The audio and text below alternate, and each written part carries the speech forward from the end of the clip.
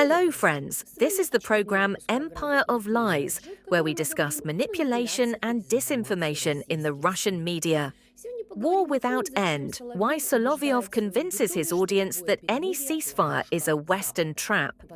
In this segment, Vladimir Solovyov continues to shape the Russian audience's perception that any ceasefire with Ukraine and the West is not a chance for peace, but a deadly pause, supposedly desperately needed by Russia's former partners.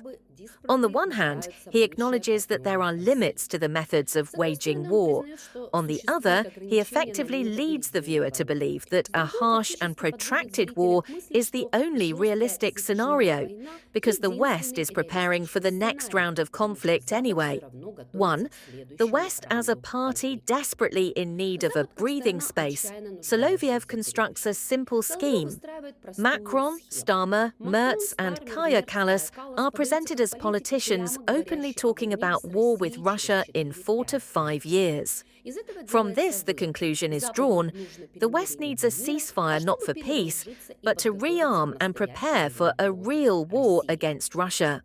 This creates a role reversal. It is not Russia that seeks a pause after large-scale military action, but the opponents who need a breathing space. This is important for the domestic audience. Any peace proposal from the West is labelled in advance as a deception and a strategic trap. And even then, they don't comply.